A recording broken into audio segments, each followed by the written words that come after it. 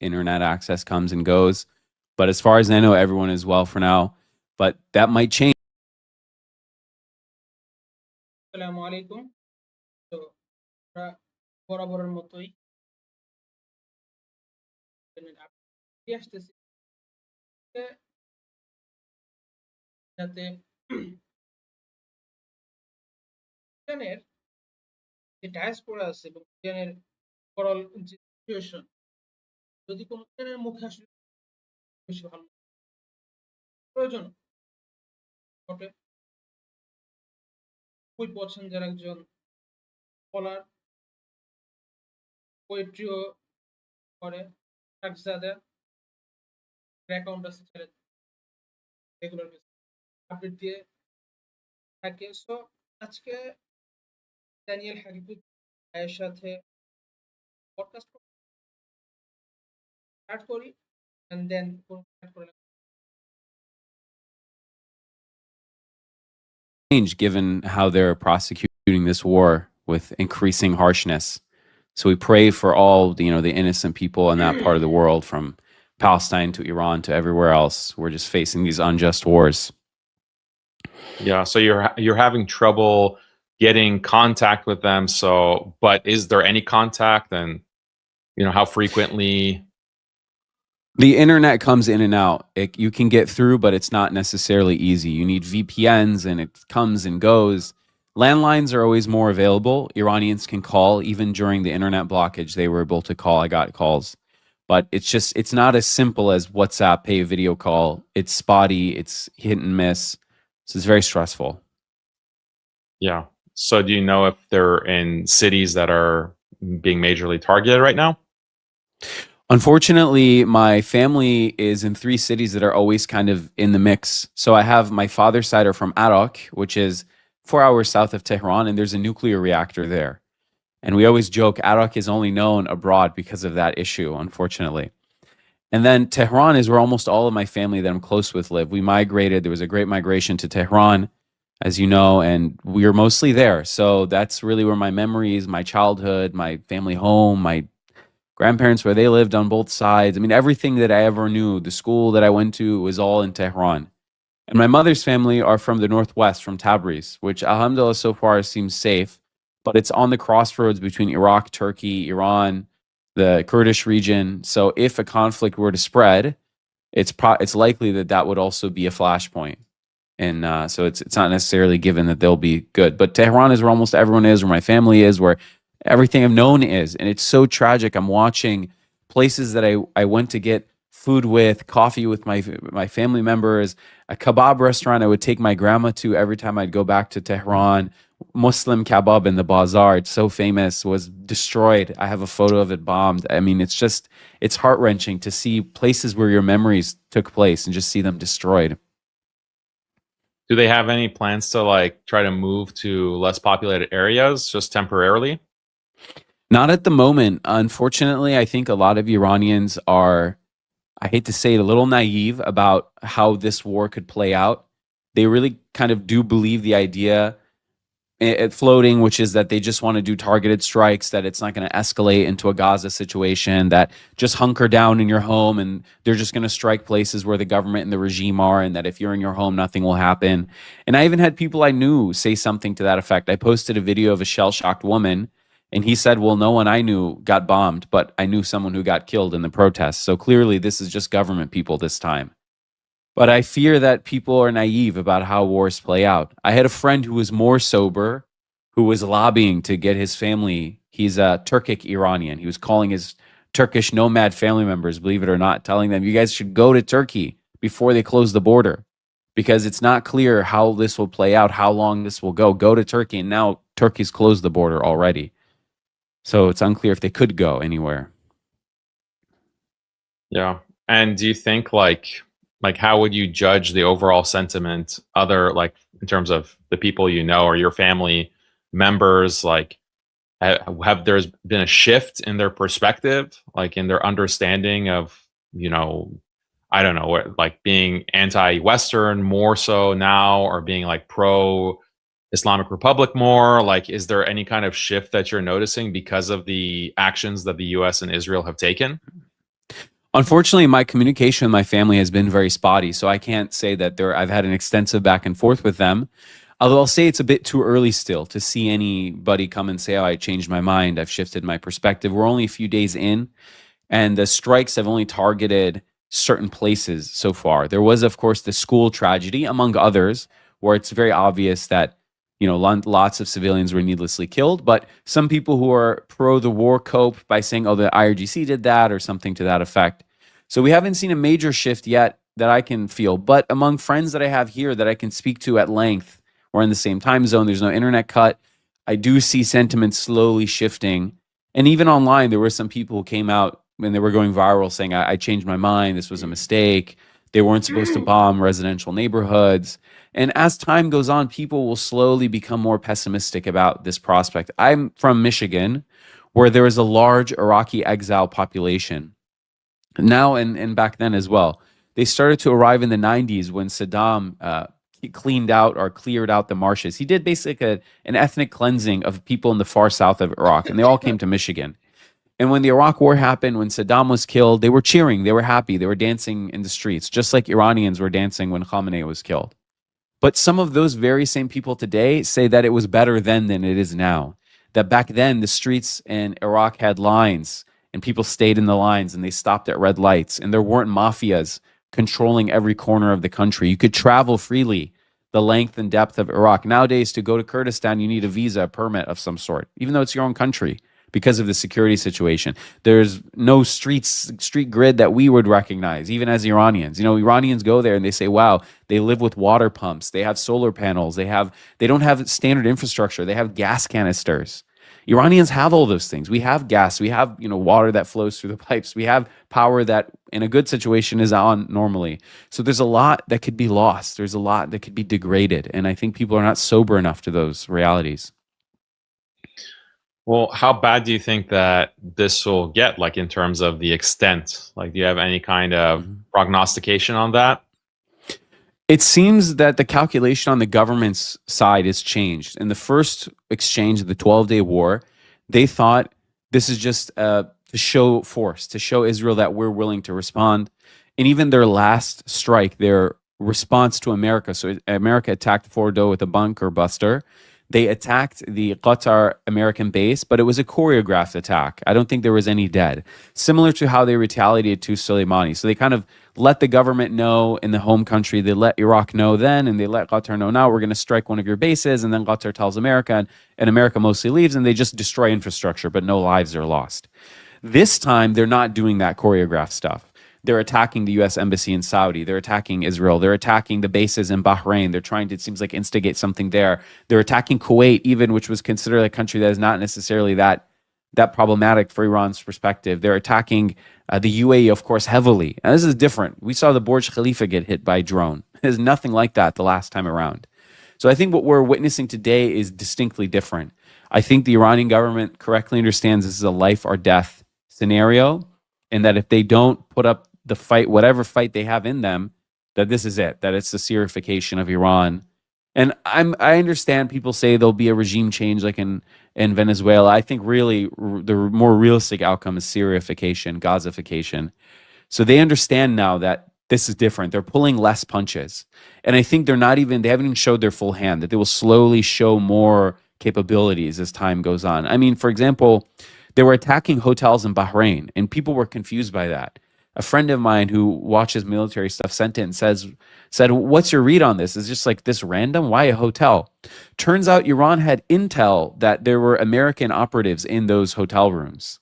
So they're showing a level of sophistication, of kind of direction, of precision that I previously didn't really see from them in their previous responses. Yeah, I think the Chinese are helping them with intelligence. And satellite imagery, because they have like sub-meter satellite capabilities to image every basically inch of the globe. And they're feeding Iran's military some very precise geolocations to conduct these types of strikes or see like the success of any kind of missile strike or drone strike. So yeah, I think that there are some capabilities that they're holding back and maybe they're saving it. But I guess just to get your perspective also on the killing of Ayatollah Khamenei, what's your reaction to that? I've put out a lot of content and discussed it on the show. I thought that this was like a big blunder on the part, like from the West's perspective. But what are your thoughts on that? Sure, absolutely. And just a small note on the last thing you said. When we talk about I think Charles closed the window, so hopefully he'll come back. Oh, here he is. Sorry about that. Yeah, sorry. I was trying to click a tab away and I clicked it out. Anyway, so No problem. just a quick response to that. People forget that China, it doesn't just want to sit back and watch Iran's regime be changed because they don't want that balance of power in the region to flip suddenly. So that's also another thing to think about. But in terms of my reaction to Khamenei's death, it's impossible to talk about this in a sober way without people going crazy on you. So you, of course, have the, Sunni brothers who say, but brother, he killed Sunnis. Why don't you just come and outright say cheer for his death like I saw some people doing? And I won't take that away from them. If a Syrian or whoever else wants to cheer, they can cheer. And same with Iranian seculars who say, this guy did this and that, and they want to cheer, fine, cheer. But ultimately, from a purely strategic point of view, not saying that, I'm mourning the guy or anything, but from a purely strategic point of view, I don't really see how it benefited the cause very much. Perhaps some people had this misguided idea that there is some sort of situation where it's like Syria or Saddam or Libya, where if you just remove the figurehead that the state will collapse. Now, the problem with that analysis is that Iran is not a figurehead state. It's very complicated. There's a web of power sharing and decision making, and these things had already been delegated out. It's not like they did those things ad hoc. The supreme leader knew he was going to die. He had already had cancer. He had already fought cancer, I think prostate cancer. It came out now that he knew he was dying in the coming year anyway. He's 86, so he probably already had his succession figured out. He probably already knew he was going to die, so he thought, okay, I'll die a martyr. So he benefits by dying a martyr. He also benefits because if there's a regime change scenario, ostensibly he would be treated like Saddam or Gaddafi. Either random people would torture him to death, God forbid, or he would get executed or something. So, it would be some sort of awful situation for him. So he figured, all right, whatever, I'll die. And his followers now, instead of thinking of him as someone who got tortured to death, some awful grisly, I don't want to say it, but I think we all know what happened to Gaddafi. It was kind of like, whoa. Yeah. So instead of that happening to him, he gets to die a martyr for them. So instead of them being embarrassed, like they often tell right-wingers, do what your leader did, insinuating to a particular right-wing leader in World War II. They can't say that about him. What are they going to say? He died as a martyr, so to speak. Yeah. And then America and Israel benefit because they get to just say, oh, we killed the leader or whatever. But ultimately, they didn't get the result, right? Because it's not Libya, it's not Saddam. These were countries that were hollowed out. There was no institutions left. It was just the personality of the leader. Iran had some leader personality. We're not perfect. We had some of that dear leader stuff, but it's still a very complicated, organized state structure. So they got rid of him, and now at first the way people were cheering, you thought the regime change was done, and then immediately they reconfigure and they're responding. So you figure, okay, it's a little bit deeper than that. And I think Trump is stuck. I saw some videos of him and some commentary and some statements where it sounded like he was kind of flabbergasted. He didn't really know what to do.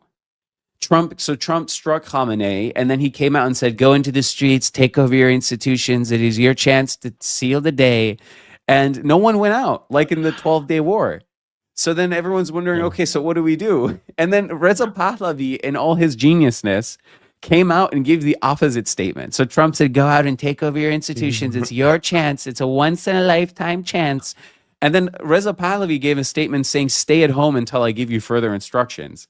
So nothing happened. No one went out. No one protested. Everyone's just sitting at home. And it seems like the country's getting destroyed, but the regime didn't change. So... yeah. It's funny, like, why does everyone have a Trump impression? I was just talking to Sneeko last night, and he also has a Trump impression. So it's like everyone's doing Trump. It's just so, I don't know, something about him is so entertaining. As much as I dislike his politics, something about him, he's literally waging a war on my country, but you just can't help but do the impression. I don't know, it's just, something about him is so captivating. He's such a force of nature.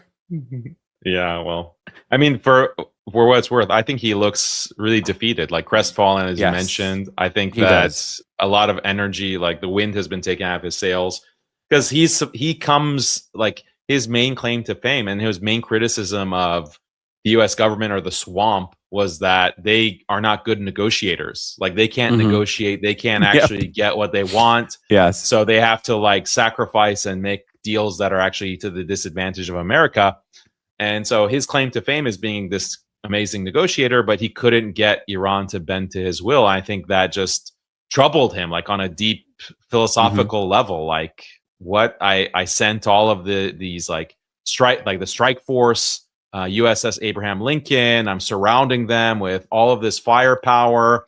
I'm increasing sanctions, and they're just not taking the bait. They're just not willing to compromise like I'm used to.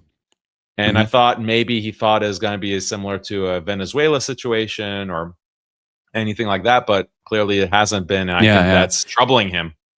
A big problem is that on both sides, neither side has a theory of mind, a frame of reference for the other. And I wish that I had been sent as an envoy to the Americans to explain how Iranians think, because the problem is Iranians don't understand how to woo Trump. They should have done the Kim Jong-un game. So Trump tore up the nuclear deal because he had this idea that he would dismantle Obama's legacy and then redo it and claim credit for it. So he gets rid of NAFTA, he renegotiates. Wanted to get rid of Obamacare, he'll make Trump care. I'll get rid of this terrible deal and then he'll make a new one. But what he didn't understand is that Iranians would take that as disrespect, not as a renegotiation approach. So what they should have done is what Kim Jong-un did. Go do some stupid photo op. Maybe Trump would visit Tehran or something. Iranian president would come visit him. Write some love letters. Remember, over the course of a week, he went from Little Rocket Man to writing love letters to Kim Jong-un. And he just let Kim Jong-un go. Notice we didn't hear about North Korea one more time. They do nuclear tests. We don't care. They have the same human rights abuses. We don't care. So part of me wonders if in Trump 1, the supreme leader had visited and met with Trump, and he's great guy. Don't understand his religion, but good guy overall. Some tough guys over there. Like, so he would have just said something like that. And like Ahmed Ashara, for example. He said he's got a rough past, but he's a good man. You know, it's like they could have just done that. They didn't because they have this Iranian pride. Shinzo Abe visited Trump with a piece of paper, or not Trump, visited Trump with, got a piece of paper and went to Khamenei to give it to him. And Khamenei said in a very forceful tone, I will speak to you, but Ishan shaistegi mobadele payam nadarad. But this person, Trump, he wouldn't even say his name, is not worthy of exchanging messages. So Trump doesn't understand Iranian pride and honor culture, and Iranians don't understand Trump's showmanship. So Trump, he was doing showmanship when he brought the carrier strike group. So he said, they have to float around somewhere. Why don't they float towards the Iranians? You know, it's true, right? They're just floating around. So Trump thought, oh, I'll bring all this military buildup. And he's thinking like a mafia guy. You know, Trump was here in the 80s in Manhattan dealing with the mob. How do you do construction in New York in the 1980s, 1970s, 1990s? Mafia guys, unions, construction, concrete, they're all mafia. So he's thinking like a mafia guy. You know, I'll give him an offer he can't refuse. And then, you know, put the gun to his head and say, you better take the deal. What he wasn't expecting was that Iran would call his bluff because they have Persian pride and say, fine, shoot me. So now he ended up in this series of events and he can't pull out. And what's amazing is, they have terrible advisors. Of course, I don't expect the Iranians to have a good advising board. It's not like there's a million Americans there. But the Iranians that I've interacted with, or the people who work for Iran affairs in America, they are woefully unaware.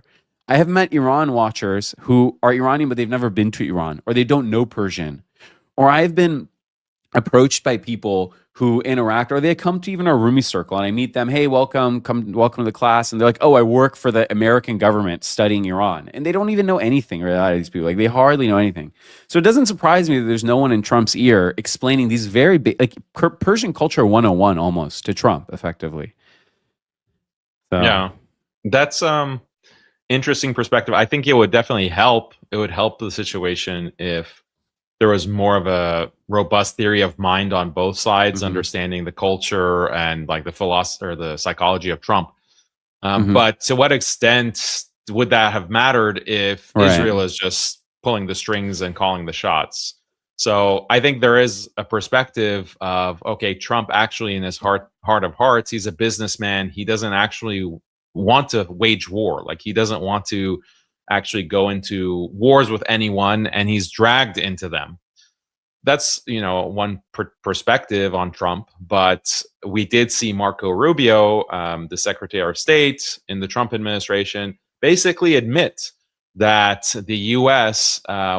Struck Iran because Israel had already decided to strike Iran, and the U.S. just had no choice in the matter, apparently, and decided to strike because they knew that once Israel strikes, then American targets would be hit by Iran, so might as well preemptively like strike them first. Like that's what they define as preemptive, leaving out the fact that, well, why don't you just restrain Israel? Like, why don't you just tell Israel that no, don't strike. If you do, we're not going to support you. We're not going to provide you any diplomatic cover for violating like non-aggression principles and international law. Like you're going to have to be on your own and deter Israel from actually doing that. Obviously, that was not on the table for Trump or the Trump administration. So what do you think? Like, do you think to what extent this theory of wagging the dog, wagging the tail, or the tail wagging the dog, how cooked are we basically as Americans? Like now talking from the American side, we've talked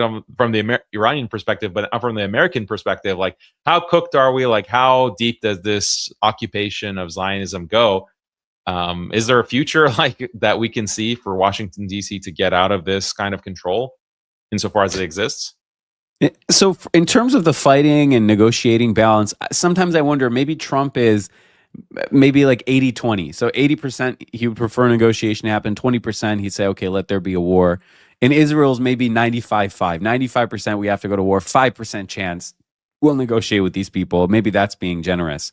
But like you said, dog wagging the tail, tail wagging the dog. I've seen relationships like this before play out in families. So I had a fourth cousin, very distant cousin, who had a daughter, and she did not know how to kind of do tarbiyah, as we talk as Muslims. She didn't know how to, basically discipline her. She had a heart of gold, and kind of what it ended up being was from maybe the age of like 3 to 6, this daughter would just kind of run the family show. Like she would just, when you would be at a family gathering, I'd see them like once a year in Iran, a family gathering. They were that distant, once a year. But every year, like for 4 years, she would just be running around, throwing things, jumping up and down, bothering people, and the mom would be chasing after her, and she was uncontrollable. Now, from a distance, it looks like the child is dependent on the mother. And she is, right? If she doesn't feed her, she'll die. If she withdraws her protection, she'll be in the street or something. But because of some weird psychology or some weird influence, it ends up being that the child is in charge. And I feel like that's what American-Israel relationship is like, where Israel definitely is subordinate to America in effect, or, in raw power terms. But somehow, because of this weird theology we have that Mike Huckabee embarrassed himself by expressing, but has been there forever, or maybe philo-Semitism, or I don't know what exactly, the lobby, some combination of things. I often find, by the way, that people who focus on one reason, they often are blinded by their bias. So, people who are Western civilization defenders just view Israel as like the shield. And people who are, really hardcore evangelicals have this biblical dispensationalist thing. And people who are noticers have this, JQ and lobby view. But it's a little bit of everything. They do lobby successfully. America is a philo-Semitic country. There is kind of this weird biblical exegesis that takes you down that direction. And also, it bears remembering that the West also does kind of have this negative view at times. I mean, look, European right wing, American right wing, even without Israel, a lot of Westerners are already predispensed and propagandized to view Muslims negatively. So all of that mixes up in this cocktail, and you get to this point where we end up, with the tail wagging the dog, where America is like, please, Israel, don't cause a war, let's negotiate. And Israel's like, no, we're going to cause it anyway. So then America, to save face, it's like as if that girl was like, we're going to get pizza. And then the mom is like, oh, we as a family want pizza, to look like the decision maker. Like, oh, I decided for our family. So America is like, oh, we decided we'd go to war with Israel or Iran. But never mind that war caused our Gulf allies to get destroyed, which I find so funny that the Gulf allies allied with Israel. And then it ended up being that Israel started a war so that they would just like totally, their aura would be lost forever. Yeah, I want to talk to you So more depth about that, because obviously it's continuing. Like it hasn't stopped. I just got news that the UAE, American embassy in the UAE, got struck too. So it's not just in Riyadh. Like the U.S. embassy in Saudi was up in flames. I don't know if you saw the picture. It was hit by a drone, and it was just like inferno. And now the same thing in the U.S. embassy in the UAE. So, like, this is a major destruction for the U.S. footprint in the Middle East. Like, all of their bases, their embassies are getting torched, literally.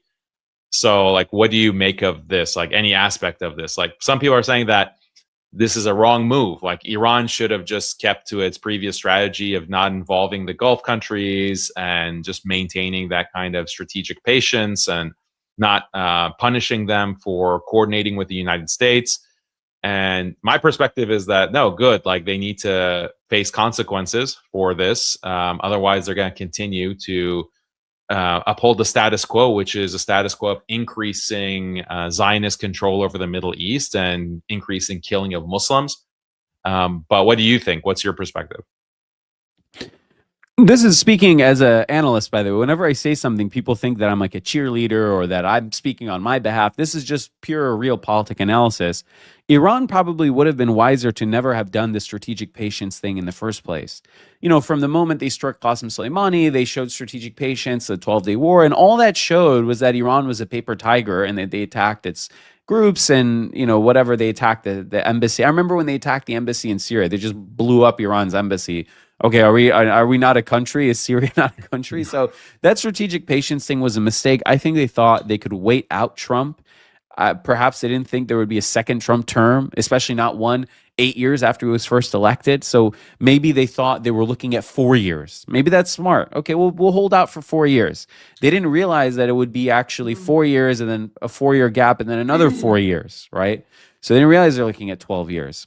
That was a mistake, unfortunately. Now I think they're, like I said, realizing that this is it. This is either they fight back or best case scenario, regime change, which is not a good case for them, but realistic scenario, Gaza, Syrification of Iran. So they realize, like, we have to fight back with full force and no holds are barred anymore.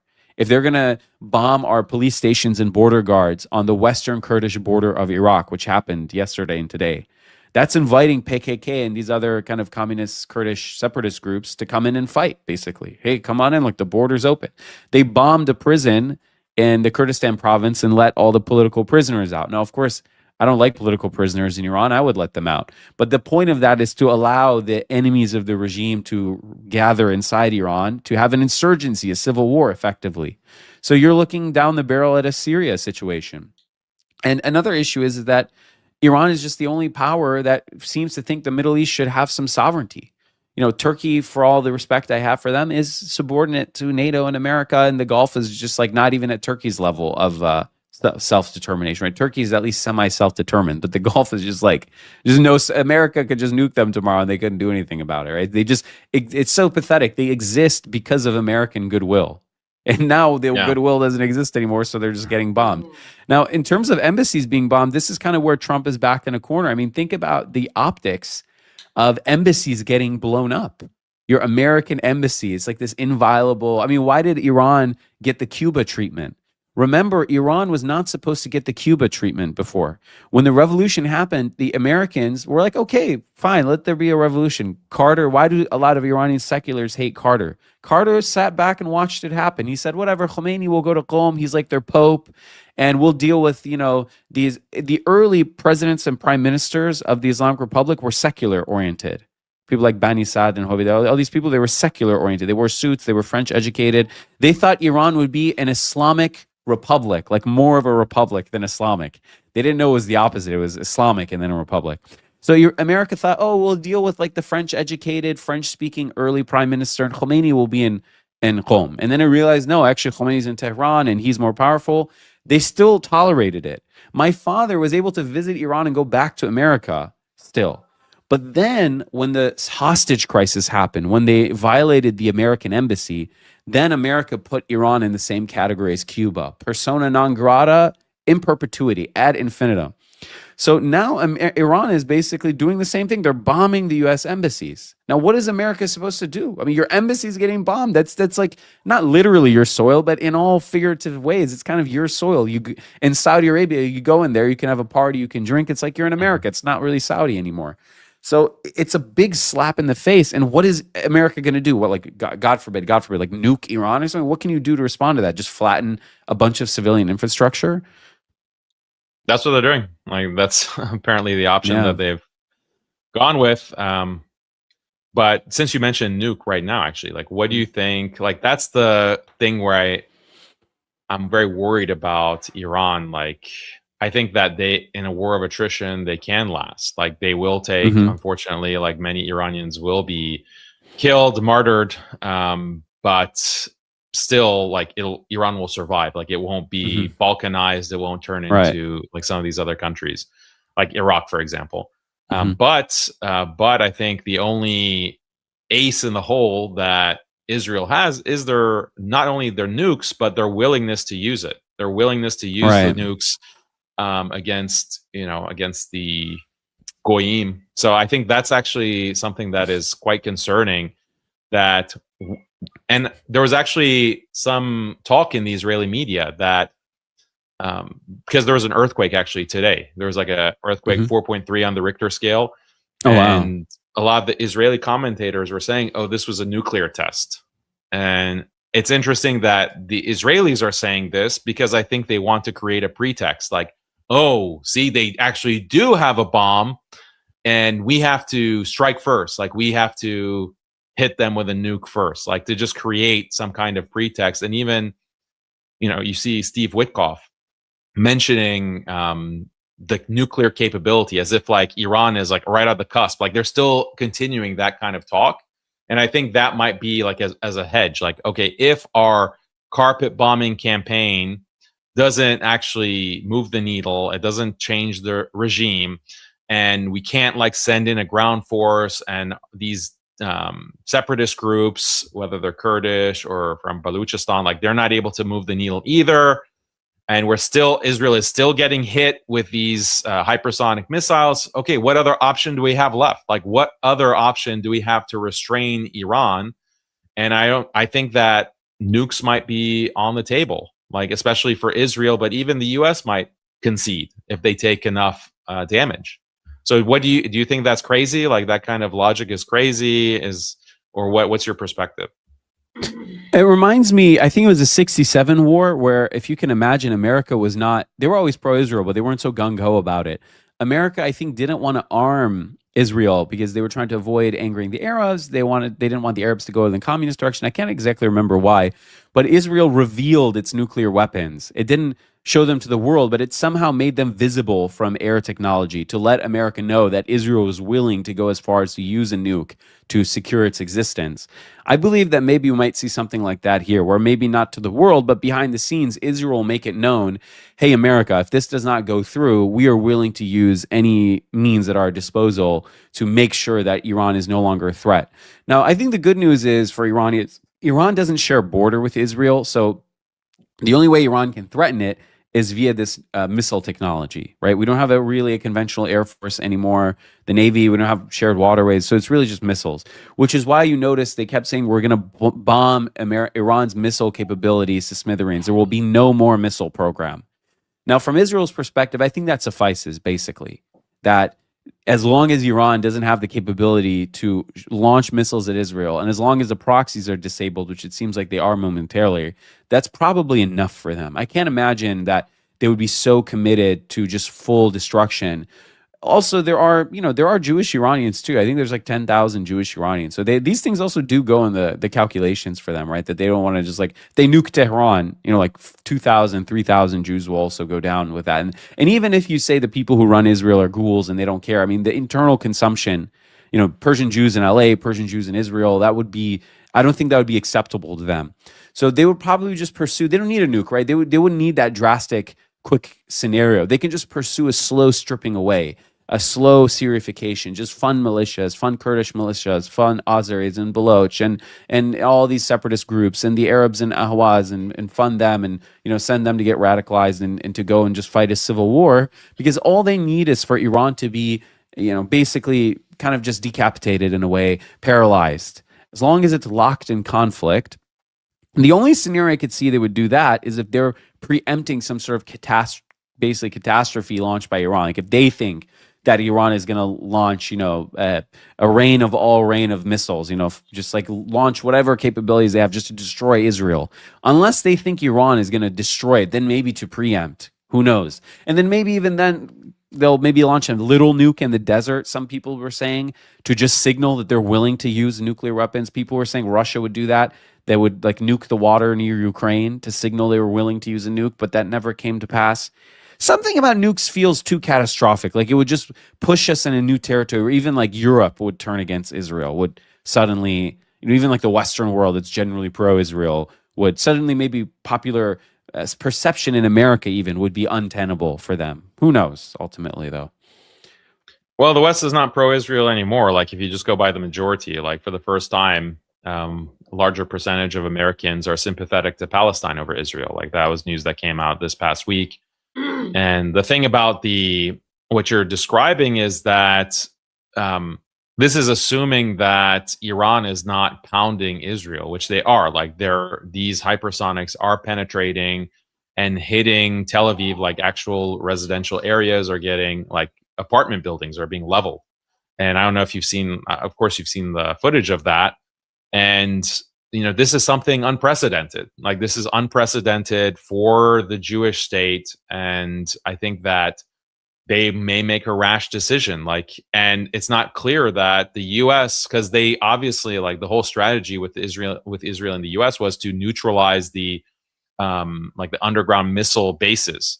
If we can, get those bases inoperable, then we don't have to worry about all of these hypersonics, and we'll have room to maneuver, like to actually arm the Kurds or to sow this kind of discontent and civil war in the country.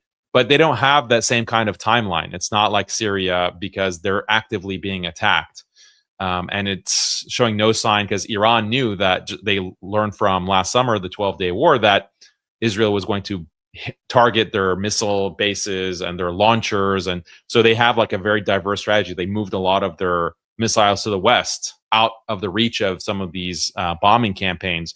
So there's no end really in sight from the Israeli perspective to hypersonics raining down on our capital. And even Jerusalem is getting struck. Like targets all across the country are getting struck.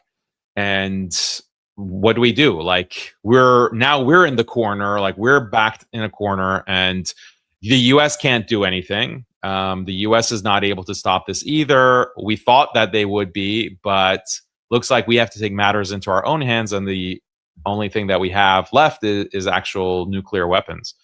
That's my worry. I'm not saying that that's likely what's going to happen, but I think it's a possibility, and you wish that you could disqualify such a thing. But given the Israeli character and the way that they understand the world, and what you mentioned in the Yom Kippur War as well, that they did flash, like they brought their nuclear missiles capped with the nuclear warhead, they brought it into view so that the American spy planes could see that and get the message that, okay, we have to airlift in all of this support to Israel, in history, like the biggest military air what do you call it? Like air caravan, like the most kind of Sierra hardware that was being flown in across the Atlantic, because that's what Israel was demanding. So that's my let's say 10% in war, worry. It's impossible to tell where an escalation, what one thing will lead to another.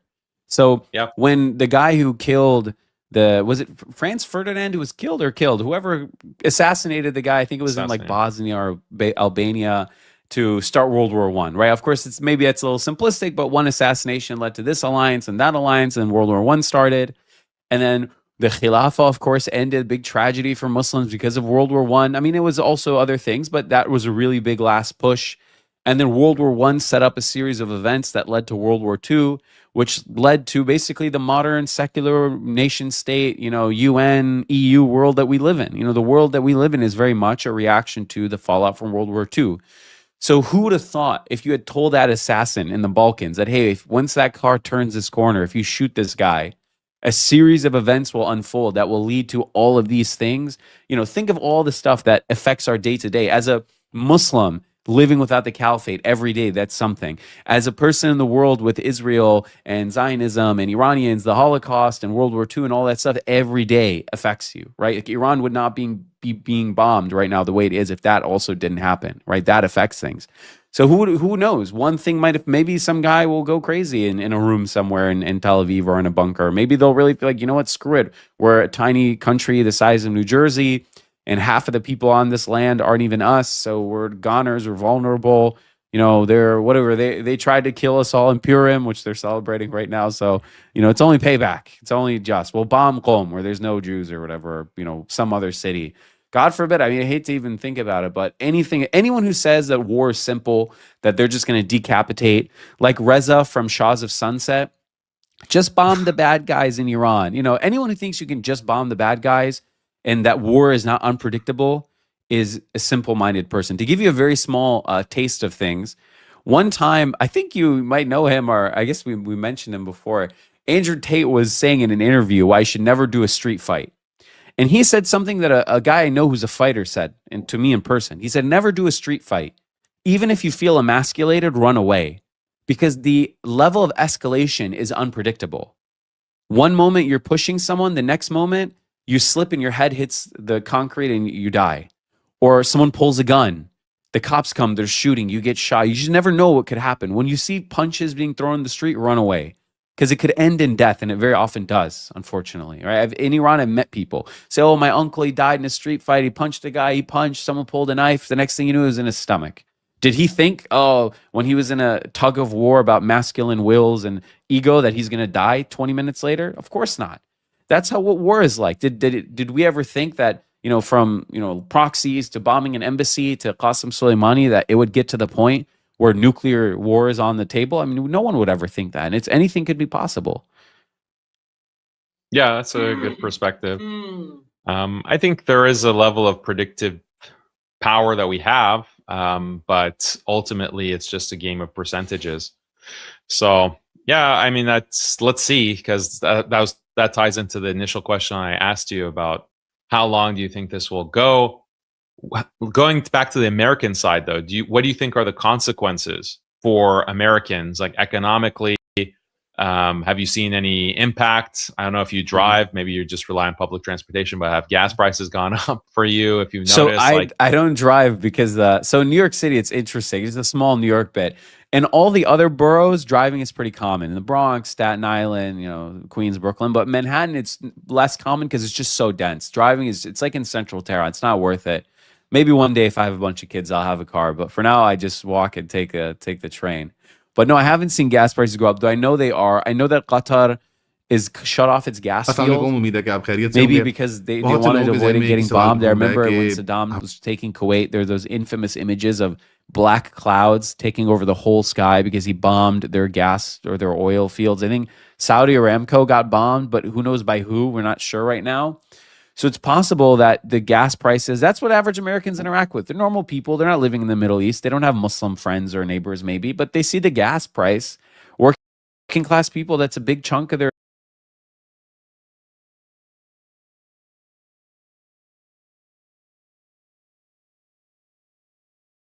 ডানো delight পাওয়া যাচ্ছে নতুন 200 গ্রাম trial লাভ প্যাকে, সাথে আকর্ষণীয় container free. ডানো delight পাওয়া যাচ্ছে নতুন 200 গ্রাম trial লাভ প্যাকে, সাথে আকর্ষণীয় কন্টেইনার ফ্রি। अस्सलाम वालेकुम, उम्मीद है कि आप खैरियत से होंगे।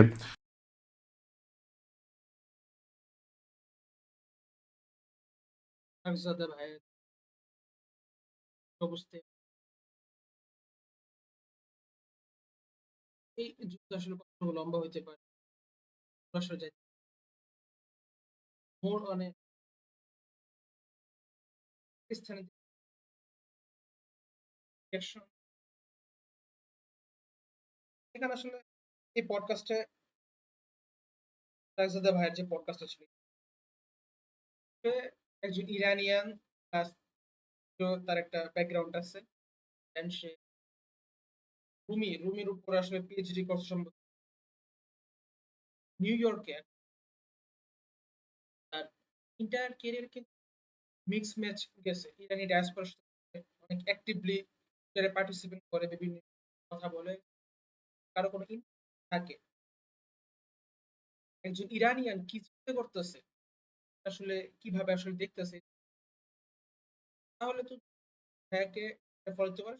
ফেসবুকে আসছে কিনা চাইলে চেক করে, টুইটারে ফলো করি এবং রেগুলার বেসে ইরানি ডায়াসপোরাকে আসলে এক্সপোজ করতে থাকি। পাকিস্তান চেক করি, বলে ভাই কালকে আসলে बहुत से लोगों के जहन में एक ही सवाल घूम रहा है कि हमारे यहाँ भी एक तस्वुर है एंड टाइम्स का मुसलमानों के यहाँ, हर मज़हब में यकीनन कोई ना कोई लेवल पे होता है, लेकिन ये यहूदी क्यों इस एस्केटोलॉजिकल एनालिसिस से इतने ऑब्सेस्ड हैं कि मिन व अन जैसे वो उन्हीं पे चीज़ों पे एक्ट कर रहे हैं, और कोइंसिडेंट्स का जो लेवल है न्यूमरोलॉजी के एतबार से, एस्ट्रोलॉजी के एतबार से, डेट्स का, टाइमिंग्स चूज़ करने का फॉर अटैक्स एंड नाम. I thought it was really funny, for example, Epic Fury, Enduring Freedom, the same as the Iraq Midnight invasion. Hammer. Nahi, EF. Yeah. Enduring Freedom, Epic Fury, Epstein Files, EF. Like, it's honestly like 5 साल पहले मैं कहता यार ठीक है. हाँ, हम But with these people, nothing I can put past them. this can be a new episode at the Arrival episode. Arrivals कर दिया. Yeah, sorry, You know, आप Arrivals देख रहे Epic हैं. Fury, Epstein Files और Enduring Freedom, you know. Iraq की invasion का. so- साद अभी भी उसको लगता है कि वो अबव बोर्ड रह के एक संजीदा एनालिस्ट के तौर पे अपने आप को मेंटेन कर सकता है अगर वो इंडल्ज ना करे, बट प्राइवेटली वो Eschatology में। हम सब की तरह इस सब में इंडल्ज करता है. I don't know. I'm still confused about this whole thing. End of Times से ज़्यादा मुझे ये इतनी बात के ऊपर तो शर सदर है कि it is the collapse of one system and the birth of Oh the no, new no, one. don't get me wrong. I don't think it's the end of times. They clearly do. That's what I'm saying. They're obsessed with it. I'm not saying I don't think around the corner Mahdi या कोई दज्जाल खड़ा हुआ है. Alhamdulillah, I don't think that. I'm not Yeah. crazy. But they clearly believe this. वो obsessed हैं इसके साथ. You know what I mean? And the reason why अब उस न्यूमरोलॉजी या एस्ट्रोलॉजी या उनके मजहबी त्यौहार या उनके जो obsession है occult के साथ उसको एनालाइज करना चाहिए is just simply to understand how they operate. That's all. मसलन if you look at वो खबार्ड वाले मेयर लुबोविट्स जो मरा था न्यूयॉर्क में, जो इनका रेब्बी, जिसको रेब्बी कहते हैं, you've seen the videos of him, big mustache, and the रेब्बी के जो सारे वो हैं मदरसे और जहाँ जहाँ उनके वो बाथ हाउसेज हैं, बिकॉज बाथ हाउस इनका मिगवा होता है ना, गुस्ल वाजिब होता है इनका. हाँ, सो फनी, लेकिन इनके तालाब होता है खास, उसमें गुस्ल करना होता है इनको. तो वो सारे जो अंडरग्राउंड टनल से कनेक्टेड थे न्यूयॉर्क में, that guy is believe to be the मसीहा. हर नस्ल में इनके मसीहा ट्रांसफर होता है ना इनके मुताबिक, और वो फिर इवेंचुअली द मसीहा बनेगा, नाउजुबिल्लाह. इस नस्ल का कौन है मसीहा? इस टाइम पे कौन है? यही तो मसला है, जब से रब्बी मरा है. नेतन्याहू तो नहीं है? They haven't transferred. जब से रब्बी मरा है, रब्बी के बाद यही प्रोफेसी की थी, रब्बी के बाद अब द मसीहा आ जाएगा. तो अब रब्बी की लाश दफन है न्यूयॉर्क में. वो जो नीचे टनल है ना जहाँ पे वो मैट्रेस और खून आलूद अजीब अजीब चादरें और वो, तो जब कोई बड़ा मौलाना मरता है तो उस पे नीचे वहाँ वो करतब करते हैं मुख्तलिफ यानी अमलियात उसकी लाश पे. ये खुद मानते हैं कि हमारा मजहब है ये. अब इसको जानना जैसे बड़ा ज़रूरी है, क्योंकि वो आइडिया कि वो फौजियों से सीमन एक्सट्रैक्ट करते हैं या वो फिलिस्तीनियों की स्किन और ऑर्गन्स को हार्वेस्ट करते हैं, बच्चों को ये सब मानी नहीं जाती थी. कुर्बानी, ये सब मानी नहीं के साथ जो सारा कुछ करते हैं, ये सब मानी नहीं जाती थी पहले. अब समझ आती है ये क्यों है. ऐसे लगता था कि बस ये बस रूमर मिल है, कंस्पिरेसी है. उसकी जब आप पै दर पै उसकी जड़ तक पहुंचेंगे कि ये रिवायत, ये फतवा, नाउजुबिल्लाह, ये हुक्म शरीयत की रूह से उनके हाँ ये जब पाया, तो वो सारा वो मंजर सामने आता, तो फिर कहते अच्छा यार ये सब कुछ वो कुछ करते हैं जो लोग इन पे इल्जाम लगाते थे, जो किताबों में लिखा हुआ था, दावे थे. या उनके लिए ये लड़ाई मजहबी लड़ाई ही है इवेंचुअली, और वो इसको मजहबी लेंस से ही देखते हैं, वो इसको सेकुलर लेंस से बिल्कुल नहीं देखते. सेकुलर यहूदी भी इसको, क्या नाम है, पीटर हेग्जेट, जो सेक्रेटरी ऑफ, नहीं कल उसने स्टेटमेंट जो दी है रसूलुल्लाह के बारे में और इस्लाम के बारे में, क्या ऐसा कोई भी किसी भी रिलीजन के पास इस्लामिक एंड टाइम्स प्रोफेसीज का वो फनेटिक उसको हम हमने, हालांकि खुद ही काम कर रहे हैं वो असल में हमेशा ये हरामी वो गाली वही देते हैं जो इनके दिल में होती है. किसी ने लिखा था ना कि मौजूदा वक्त में जो जुर्म ये कर रहे होते हैं, बाएं ही उसका इल्ज़ाम दूसरे के ऊपर लगा रहे होते हैं। अलबत्ता ईरान इससे मुकम्मल बरी नहीं, क्या इस मतलब इल्ज़ाम से मुकम्मल बरी नहीं।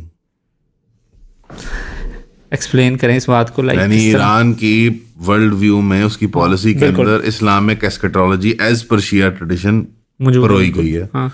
वो उनका हिस्सा है, आई ये थिंक मानना सुन्नियों के पड़ेगा। यहाँ इतनी ऑब्सेशन नहीं है एस्केटोलॉजिकल टाइम्स के साथ, एंड ऑफ टाइम्स के साथ। आई मीन डॉक्टर इसार साहब के यहाँ थोड़ी बहुत पाई जाती थी, लेकिन बट यार दैट ऐसा वाज नहीं, आल्सो अगर आप टर्न ऑफ द सेंचुरी देखें ना, अल्लामा इकबाल, उसके बाद आप उसी टाइम पे आप मिर्जा गुलाम अहमद कादियानी को देख लें, या दजाल, that was also end times obsession.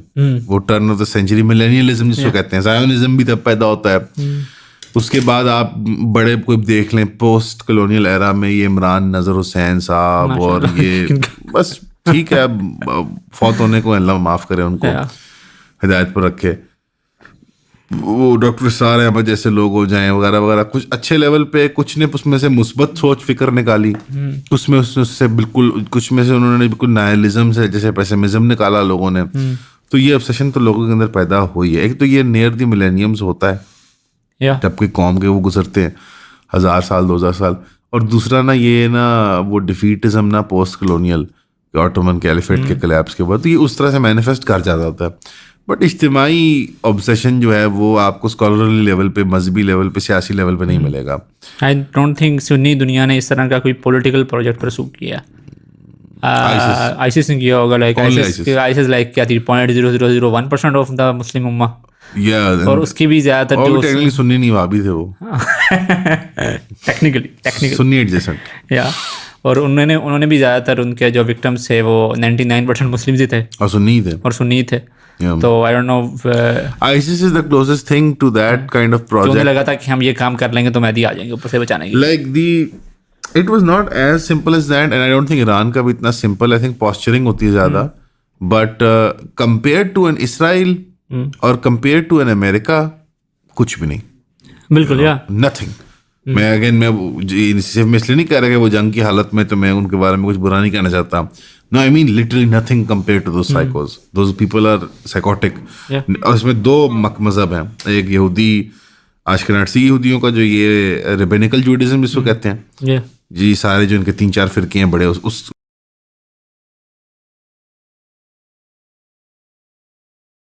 আসলে এদিকে ইন্টারেস্টেড হও খ্রিস্টানদের এবং ইহুদিদের এই একটা ভিউ আছে, এন্ড টাইম ভিউ বেশি দেখি, সাহিল আদিব ভাইকে তো দেখি।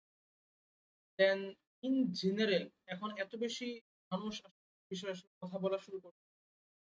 আমেরিকায় ইভেঞ্জেলিক্যাল যে খ্রিস্টান যারা প্রোটেস্ট্যান্টের একটা অংশ, তাদেরটা তুমি আসলে চাইলে দেখতে পারো।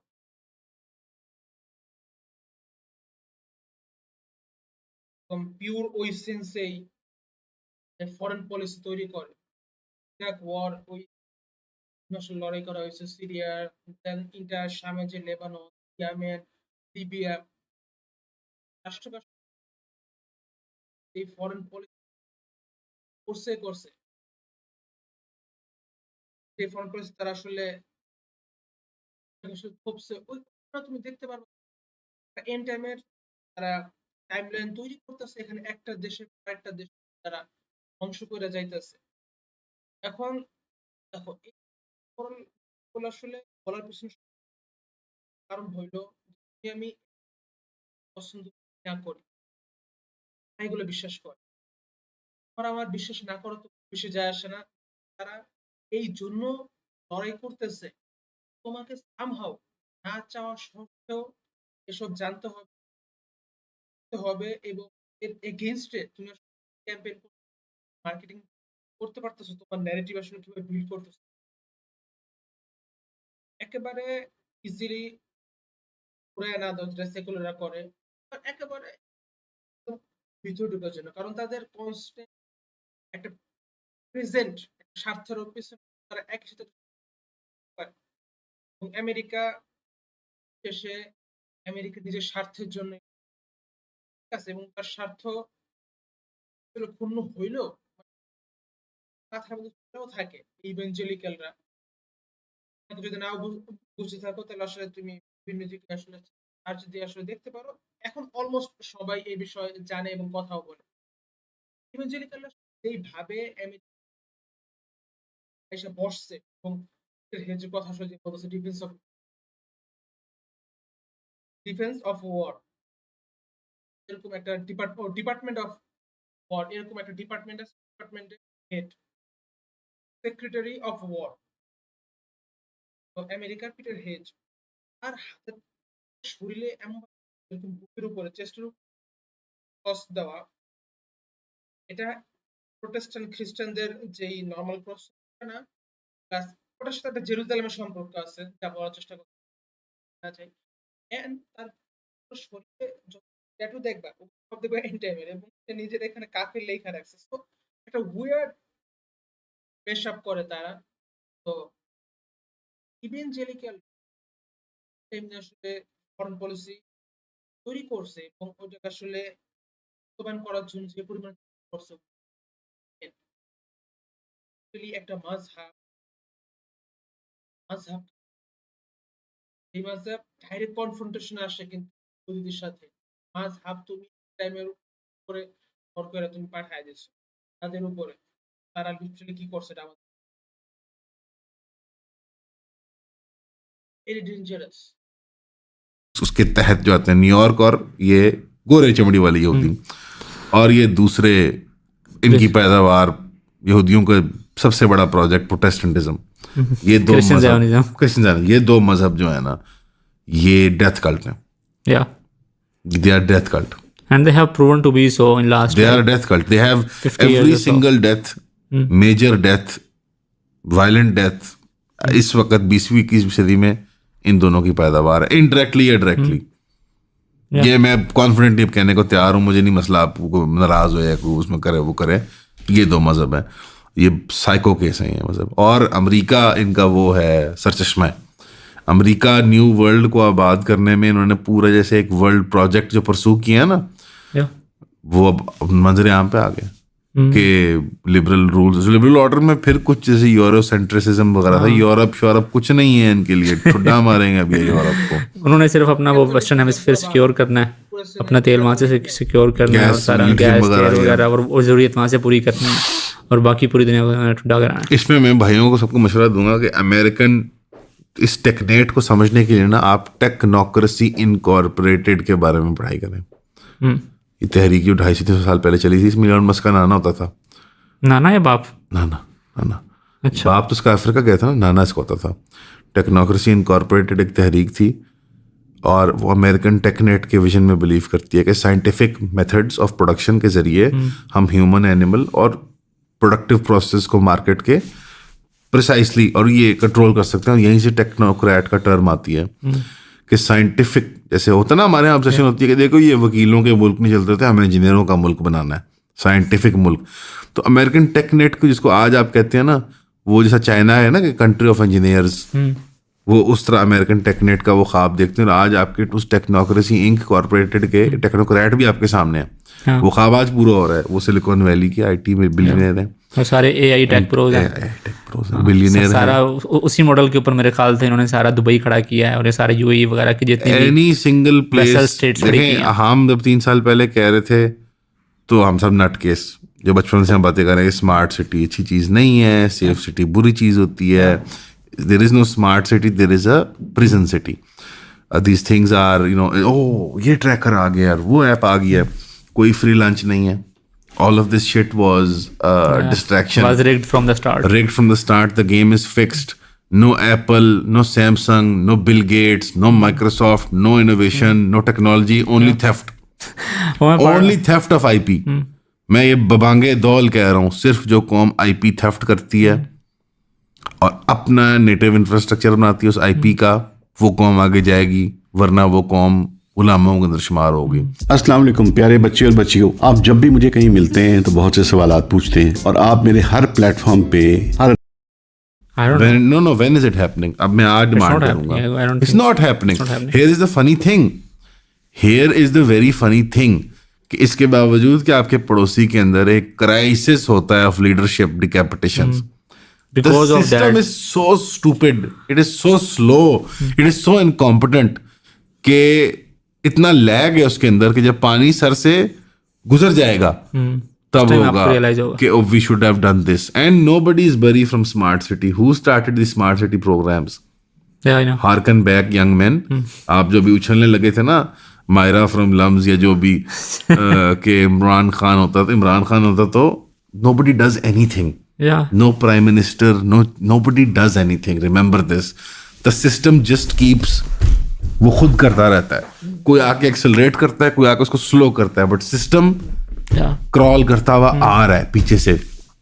ان دا وائل جب بل گیٹس کا سارا یہ ڈسکور ہو رہا ہے, اور یہ ابھی سے نہیں ہو رہا ہے ابسٹین فائل سے, یہ 3 4 5 سال کا پروسیس ہو رہا ہے, بل گیٹس سے سارا قبو تھا نا یہاں اور پر. دہائیوں سے پروسیس چل رہا ہے جہاں کہ اس کے خلاف اس کے مونوپولسٹک ایٹیٹیوڈز کے خلاف ٹرسٹ بسٹنگ کے ہی has been proven to be a fraud since the late 80s early 90s. ہمارا وزیر اعظم جاتا ہوتا تھا یو ایس اے میں, تو صرف اپنے ایک میٹنگ کرنی ہے تو صرف بل گیٹس سے میٹنگ کریں گے اور پھر اس کو ایز اے ون پریزنٹ کیا جاتا. Sir late 80s early 90s سے مونوپولسٹک اس کی ٹینڈنسیز اور کارپوریٹ اسپیوناج اور فراڈ کے وہ سینٹ ہیئرنگز فیس کر رہا ہے, فائنز پے کر رہا ہے. ساری اس کی So we have always known. Fake گیا. We have always known. Everybody is always known. This is the problem. Knowing is not the problem. ہوتا کچھ نہیں ہے. Now you know کہ وہ literal ایک child مطلب molester ہے یار. Nothing will happen. You will do nothing. The Pakistani state will do nothing. کہ ہم نے یار پیوٹ کرنا ہے, یہ کرنا ہے. BYD, a miracle of Chinese innovation.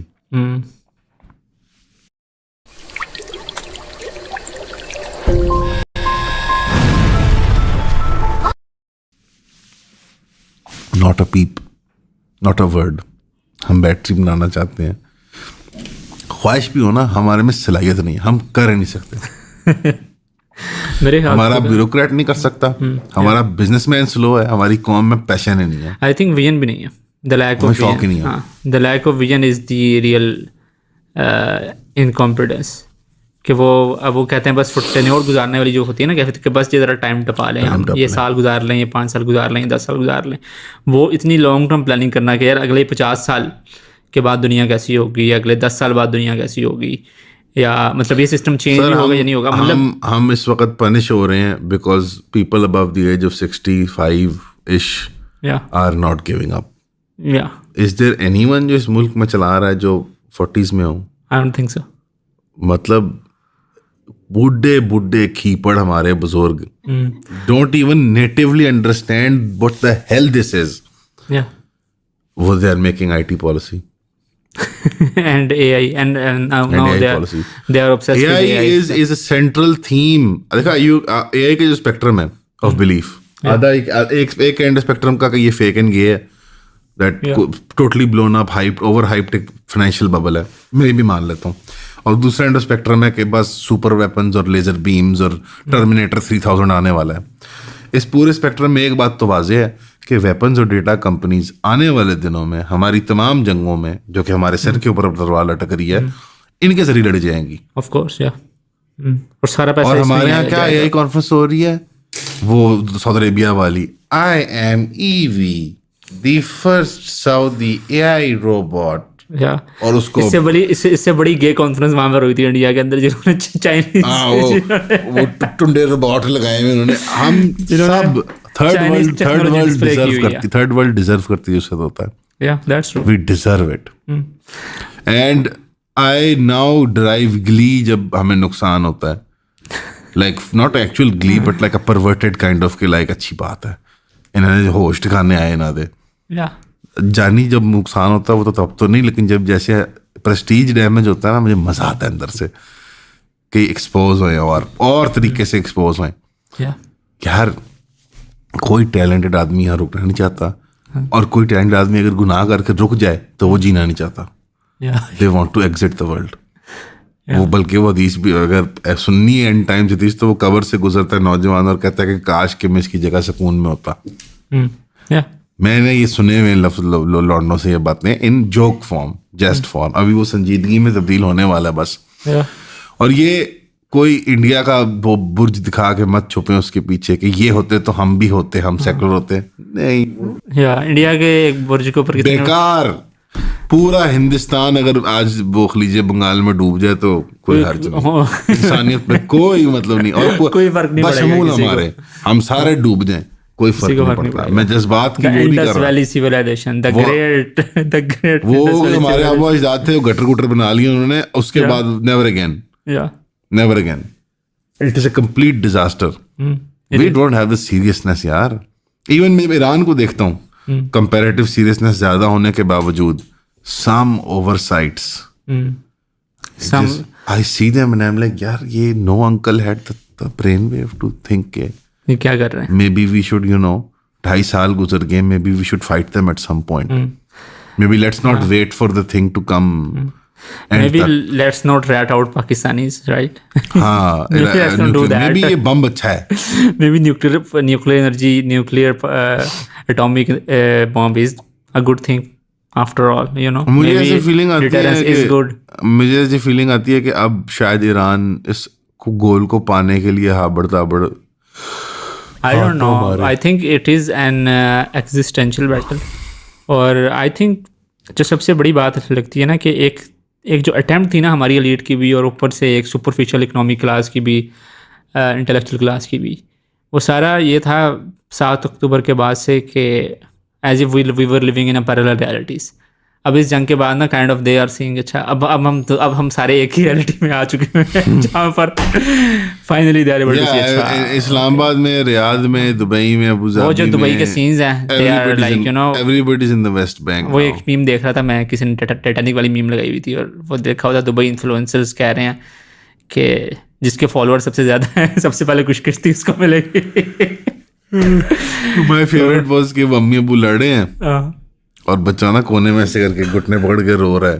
मुझे एक मीम नहीं होता था वो जो ऐसे वो लुमड़ियाँ सी बनी होती हैं ऐसे एनिमल डॉग टाइप, अम्मी अबू ईरान और वो इजराइल हैं, और बच्चा जो है वो लिखा हुआ है Dubai prostitutes, poor girls all of हाँ, them. और यहाँ पर लोग मिसालें देते थे, सर दुबई देखें, दुबई जाएं, वहाँ पर आप शराब में भी हैं, दुबई में सब ज़्यादा था, दुबई इस्लामिक कंट्री है, सेफ्टी है, वहाँ चोरी नहीं होती, वहाँ डायरेक्ट बम भी आके बजता क्योंकि उनके पास कुछ भी नहीं है। और वो ध्रुव राठी साहब या ध्रुव राठी की वीडियो जो उसने बनाई ना 5 मिनट की, उसके अंदर 5 मिनट में उसने बकायदा रोना रोया है कि ये तो इतनी सेफ सिटी होती थी, मैं यहाँ No, पे he रहता is really sold Dubai. He is very well paid by the UAE Yeah. government. You know that, right? I know. They pay him like millions of dollars, I suspect. and all these influencers. वो I call this category of influencer Nas daily influencer. हाँ, Nazir influencer. Yeah. The Facebook जो निकले हुए चे सारे के सारे, I remember a time जब पाकिस्तान के libs जो हैं वो obsess कर रहे थे कि हम कैसे बनेंगे Dhruv Rathee. But Yeah, I was of like, are you gay? I was like, what's wrong with you? Like, are you a homosexual? Like, why are you gay? Yeah. Just why do you want to become this homo like twink from वो क्या है, जट है ना, some jat twink from India.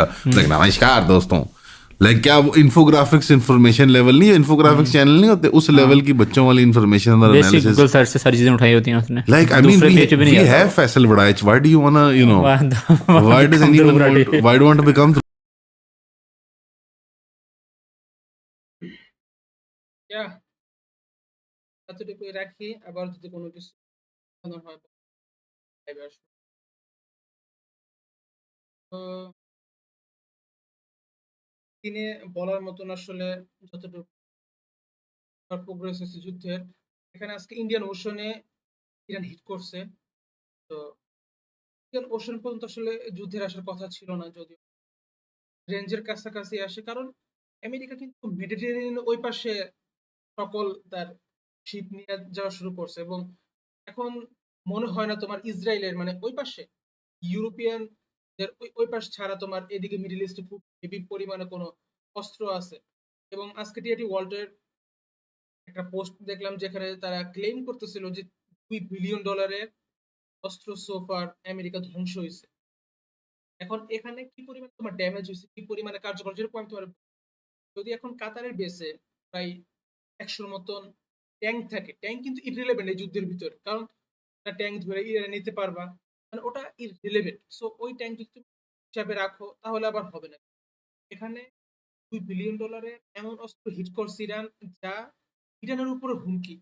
Tank, দেন ছোটখাটো গাড়ি, ছোটখাটো artillery, ইমিউনিশন, এমন জিনিস যেগুলো তোমার গ্রাউন্ড টু গ্রাউন্ড যুদ্ধ হয়, এগুলো কিন্তু ইররিলেভেন্ট ইরানের যুদ্ধে। সো ওইসব অস্ত্র আসলে হিসাব করলে আসলে হবে না সোফার। $2 বিলিয়ন অস্ত্র, এখানেও ভয়াবহ হামলা আসলে বলছি। এতটুকুই, যদি আবারও কোনো কিছু